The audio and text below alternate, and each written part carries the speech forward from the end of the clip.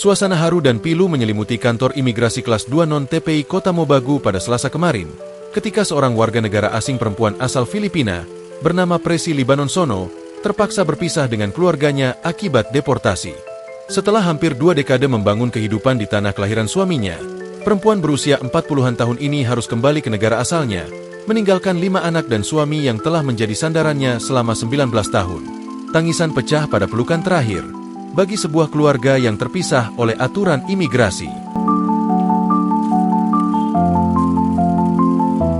Presi, yang awalnya masuk Indonesia secara ilegal melalui jalur laut, kemudian menemukan cinta sejatinya di tahun 2006. Saat itu, ia bertemu dengan seorang pria asal desa Matabulu, Kecamatan Nuangan, Kabupaten Bolang Mongondo Timur. Cinta itu membawanya menyeberang lautan, meninggalkan tanah airnya demi membangun rumah tangga. Mereka menikah secara agama, dan dari ikatan suci itu, Presi dikaruniai 5 anak. Kehidupan mereka di desa Matabulu tak selalu mudah. Presi, yang tak memiliki dokumen imigrasi yang sah, hidup dalam bayang-bayang ketakutan. Waktu berlalu, ia berbaur dengan masyarakat lokal dan belajar bahasa. Ia berusaha menjadi ibu rumah tangga yang baik. Namun, kenyataan pahit datang ketika ia dideportasi.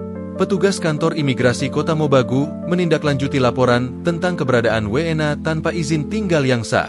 Suaminya merasa kehilangan pasangan yang telah menemaninya selama ini, sementara anak-anak mereka, 2 diantaranya hadir di lokasi deportasi, terlihat bingung dan menangis histeris. Proses deportasi berlangsung penuh emosi. Presi berpelukan erat dengan anaknya yang datang mengantar. Ia berjanji akan segera mengurus berkas sesuai aturan untuk kembali ke Indonesia secara legal. Ia berencana mengajukan kartu izin tinggal sementara dan naturalisasi menjadi warga negara Indonesia agar bisa kembali bersama anak dan suaminya.